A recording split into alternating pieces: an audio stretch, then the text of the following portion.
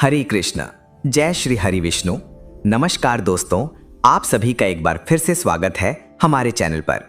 आज हम सुनेंगे देवशयनी एकादशी की पावन व्रत कथा।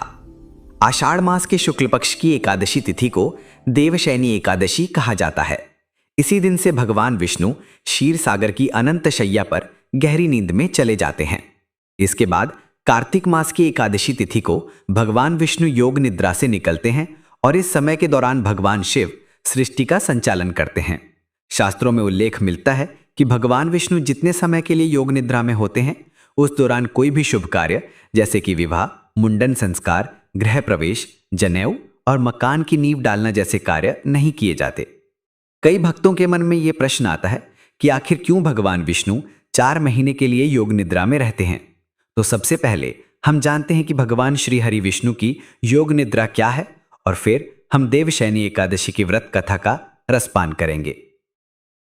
पौराणिक कथा के अनुसार एक समय राजा बलि ने तीनों लोकों पर अपना आधिपत्य जमा लिया था, जिससे घबराकर इंद्रदेव और सभी देवता भगवान विष्णु के पास पहुंचे और बतलाया कि राजा बलि ने तीनों लोकों पर अधिकार पा लिया है। अब आप ही इस संकट से हमें मुक्ति दिला सकते हैं। सभी देवी देवताओं को परेशान देखकर भगवान विष्णु ने वामन अवतार धारण किया और राजा बलि से भिक्षा मांगने जा पहुंचे। राजा बलि बहुत ही दानी व्यक्ति था। उसने वामन देवता से कहा, जो मांगना चाहते हैं मांग लीजिए। इस पर वामन देवता ने भिक्षा में 3 पग भूमि मांगी। फिर वामन देवता ने अपना आकार इतना बड़ा कर लिया कि पहले और दूसरे पग में उन्होंने धरती और आकाश सहित पूरा संसार नाप लिया। जब तीसरे पग के लिए कोई जगह नहीं बची तो राजा बलि से वामन देवता ने पूछा कि तीसरा पग मैं कहां रखूं। तब राजा बलि ने अपना सिर आगे कर दिया और कहा कि आप अपना पग मेरे सिर पर रख दीजिए। इस प्रकार भगवान विष्णु ने वामन अवतार लेकर बलि से तीनों लोकों को मुक्त करवा लिया और देवराज इंद्र का भय दूर किया।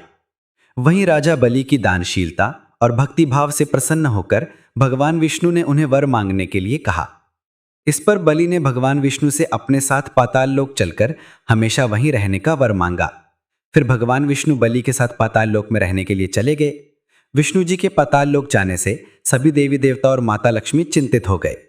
माता लक्ष्मी ने भगवान विष्णु को पाताल से मुक्ति दिलाने के लिए एक युक्ति सोची। स्त्री का रूप धारण करके राजा बलि के पास गईं और उन्हें अपना भाई बनाकर राखी बांधी और उन्होंने उपहार के रूप में विष्णु जी को पाताल लोक से वापस ले जाने का वरदान ले लिया। वहीं भगवान विष्णु अपने भक्त को उदास नहीं करना चाहते थे, इसलिए माता लक्ष्मी के साथ वापस जाते हुए भगवान विष्णु ने राजा बलि को वरदान स्वरूप यह वचन दिया कि वे आषाढ़ मास के शुक्ल पक्ष की एकादशी से कार्तिक मास के शुक्ल पक्ष की एकादशी तक यानी 4 महीने पाताल लोक में निवास करेंगे। और इस प्रकार इन 4 महीनों की अवधि को उनकी योग निद्रा माना गया। मित्रों, अब हम सुनते हैं देवशयनी एकादशी की पावन व्रत कथा। एक बार धर्मराज युधिष्ठिर भगवान श्री कृष्ण से कहते हैं, हे मधुसूदन, आषाढ़ मास के शुक्ल पक्ष में आने वाली एकादशी का नाम क्या है और इस एकादशी का पालन करने की व्रत विधि क्या है। महाराज युधिष्ठिर की जिज्ञासा सुनकर भगवान मधुसूदन कहने लगे, हे पृथ्वीलोक के संरक्षक, ध्यानपूर्वक सुनो। मैं अब आपको वह कथा सुनाने जा रहा हूं जो कि एक समय सृष्टि के रचयिता ब्रह्मा जी ने देवर्षि नारद को सुनाई थी। एक दिन देवर्षि नारद श्री ब्रह्मा जी के पास पहुंचे और वहां जाकर श्री ब्रह्मा जी को प्रणाम करके उन्होंने पूछा, हे ब्रह्मा जी, आषाढ़ मास की शुक्ल पक्ष में कौन सी एकादशी आती है और वो किस प्रकार जीवों का उद्धार कर सकती है। देवर्षि नारद का यह प्रश्न सुनकर ब्रह्मा जी ने कहा, हे मेरे प्रिय पुत्र, भगवान श्री विष्णु की प्रिय एकादशी व्रत से बढ़कर और भला क्या हो सकता है। जो भी व्यक्ति एकादशी का अनादर करता है वह घोर नरक में जाता है। आषाढ़ मास के शुक्ल पक्ष में पड़ने वाली एकादशी को हरिशयनी एकादशी या पद्मनाभा एकादशी के नाम से जाना जाता है। इसके विषय में है नारद, अब मैं एक पुरानी कथा सुनाता हूं, ध्यानपूर्वक सुनो। सतयुग में मानधाता नामक एक चक्रवर्ती सम्राट राज्य करते थे। उनके राज्य में प्रजा बहुत सुखी थी, किंतु भविष्य में क्या हो जाए ये कोई नहीं जानता। अतः वे सम्राट भी इस बात से अनभिज्ञ थे कि उनके राज्य में शीघ्र ही भयंकर अकाल पड़ने वाला है। उनके राज्य में पूरे 3 वर्ष तक वर्षा न होने के कारण भयंकर अकाल पड़ गया और इस अकाल से चारों ओर त्राही त्राही मच गई। धर्म पक्ष के यज्ञ, हवन, पिंडदान, व्रत कथा आदि में कमी हो गई। जब मुसीबत पड़ी हो तो धार्मिक कार्यों में प्राणी की भला रुचि कहाँ रह जाती है। भीषण अकाल से त्रस्त प्रजा ने अब राजा के पास जाकर रक्षा की गुहार लगाई। राजा तो इस स्थिति को लेकर पहले से ही दुखी थे। वो सोचने लगे कि आखिर मैंने ऐसा कौन सा पाप कर्म किया है जिसका दंड मुझे और मेरी प्रजा को इस रूप में मिल रहा है। फिर इस कष्ट से मुक्ति पाने का कोई साधन करने के उद्देश्य से राजा अपनी सेना को साथ लेकर जंगल की ओर चल पड़े। वहां भटकते भटकते एक दिन वे ब्रह्मा जी के पुत्र अंगिरा ऋषि के आश्रम में जा पहुंचे। वहां पहुंचकर उन्होंने ऋषि को साष्टांग प्रणाम किया। ऋषिवर ने आशीर्वाद देने के बाद कुशल मंगल पूछी, फिर जंगल में विचरने और अपने आश्रम में आने का कारण जानना चाहा। तब राजा ने हाथ जोड़कर कहा, हे महात्मन, मैं सभी प्रकार से धर्म का पालन करता हुआ भी अपने राज्य में अकाल का दृश्य देख रहा हूं। आखिर किस कारण से ऐसा हो रहा है? कृपया इस समस्या का कोई समाधान बताइए। राजा की ये समस्या सुनकर महर्षि अंगिरा ने कहा, हे राजन, सभी युगों से उत्तम यह सतयुग है। इसमें छोटे से छोटे पाप का भी बड़ा भयंकर दंड मिलता है। इसमें धर्म अपने चारों चरणों में व्याप्त रहता है। ब्राह्मण के अलावा किसी अन्य जाति को तप करने का अधिकार नहीं है। जबकि हे राजन, आपके राज्य में एक शूद्र तपस्या कर रहा है। यही कारण है कि आपके राज्य में वर्षा नहीं हो रही। जब तक वह काल को प्राप्त नहीं होगा तब तक यह दुर्भिक्ष शांत नहीं होगा। राजन, दुर्भिक्ष की शांति उसे मारने से ही संभव है। किंतु राजा का हृदय एक निरपराध शूद्र तपस्वी का वध करने के लिए तैयार नहीं हुआ। इसलिए उन्होंने कहा, हे देव, मैं उस निरपराध को मार दूं, यह बात मेरा मन स्वीकार नहीं कर रहा। कृपा करके आप कोई और उपाय बताइए।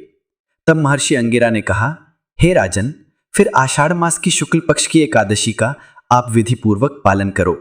इस व्रत के प्रभाव से आपके राज्य में अवश्य ही वर्षा होगी। अपनी समस्या का समाधान जानकर महाराज मानधाता ने मुनिवर को प्रणाम किया और उसके बाद वे अपनी सेना सहित अपनी राजधानी वापस लौट आए। फिर चारों वर्णों सहित पद्मनाभा एकादशी का विधि पूर्वक व्रत किया। इस व्रत के पुण्य प्रभाव से राजा के राज्य में मूसलाधार वर्षा हुई और पूरा राज्य धन धान्य से परिपूर्ण हो गया। भगवान श्री कृष्ण महाराज युधिष्ठिर से कहते हैं, हे राजन, ये एकादशी व्रत महान पुण्य को देने वाला, स्वर्ग का द्वार खोलने वाला और मोक्ष प्रदान करने वाला है। ये समस्त पापों का विनाश करने वाली और श्रेष्ठतम व्रतों में गिनी जाती है। जो भी व्यक्ति आषाढ़ शुक्ल एकादशी के दिन कमल के पुष्पों से कमल नयन भगवान श्री हरि की श्रद्धा और प्रेम से पूजा करते हैं तथा इस व्रत को विधि पूर्वक करते हैं, वे मानो तीनों लोकों और त्रिदेवों की आराधना कर लेते हैं। इस विशेष एकादशी को मेरा एक रूप पाताल लोक में राजा बलि के पास निवास करता है और दूसरा रूप क्षीर सागर में शेषनाग की शैया पर तब तक शयन करता है जब तक कार्तिक शुक्ल एकादशी का पुण्य दिवस नहीं आता। इसलिए आषाढ़ शुक्ल एकादशी से लेकर कार्तिक शुक्ल एकादशी तक का यह समय भक्तों के लिए अत्यंत पावन होता है, जिसमें धर्म का आचरण करना आवश्यक है। जो भी श्रद्धालु इस एकादशी व्रत को श्रद्धा, नियम और निष्ठा से करता है, वह अंततः परम मोक्ष को प्राप्त करता है। इस कारण प्रत्येक व्यक्ति को इस व्रत का पूर्ण श्रद्धा से पालन करना चाहिए। इस दिन विशेषकर रात्रि के समय जागरण करके शंख, चक्र और गदा धारण करने वाले मेरे स्वरूप श्री विष्णु की सच्चे मन से भक्ति और पूजन करना चाहिए। इसके फलस्वरूप ऐसा पुण्य फल अर्जित होता है कि उसकी गणना स्वयं ब्रह्मा जी भी नहीं कर सकते। हे राजन, जो भी व्यक्ति इस मोक्षदायिनी समस्त पापों का नाश करने वाली उत्तम एकादशी का पालन करता है, वह चाहे किसी भी कुल, जाति या स्थिति में हो, संसार में मेरा सदा प्रिय बना रहता है। जो साधक 4 महीनों तक दीपदान करता है, पलाश पत्र पर सात्विक भोजन करता है, नियम पूर्वक व्रत करता है, वह मुझे अत्यंत प्रिय होता है। चतुर्मास में जब मैं योग निद्रा में होता हूं, तब मनुष्य को भी भूमि पर शयन करना चाहिए। जो इस कालखंड में ब्रह्मचर्य का पालन करता है, वह भी परम गति को प्राप्त करता है। राजन, केवल एकादशी व्रत के प्रभाव से ही मनुष्य अपने सभी पापों से छुटकारा पा सकता है। इसलिए इसे नित्य नियम से करते रहना चाहिए। और इसीलिए जो भक्त मोक्ष की कामना रखते हैं, उन्हें देवशयनी एकादशी का व्रत अवश्य करना चाहिए। मित्रों, अब जब श्री हरि विष्णु 4 महीनों की योग निद्रा में प्रविष्ट हो रहे हैं, तो क्यों ना हम भी अपने भीतर व्याप्त चंचलता को विश्राम दें। क्यों ना इन पावन 4 महीनों को भक्ति, सेवा, आत्मनियंत्रण और आत्मशुद्धि में समर्पित करें और भगवान श्री हरि से प्रार्थना करते हैं कि हे मधुसूदन, जैसे आपने धर्मराज युधिष्ठिर को इस व्रत का दिव्य अमृत पान कराया, उसी प्रकार हमारे जीवन में भी प्रत्येक एकादशी ऐसा अवसर बने जो हमें पापों से मुक्त कर मोक्ष के पथ पर आगे बढ़ाए। जैसे आपने निद्रा में रहते हुए भी जगत की रक्षा का संकल्प निभाया, वैसे ही हमारी जीवन यात्रा में भी आपकी करुणा, आपकी कृपा निरंतर जागृत रहे। तो प्रेम से बोलिए, श्री हरि विष्णु की जय, देवशयनी एकादशी की जय।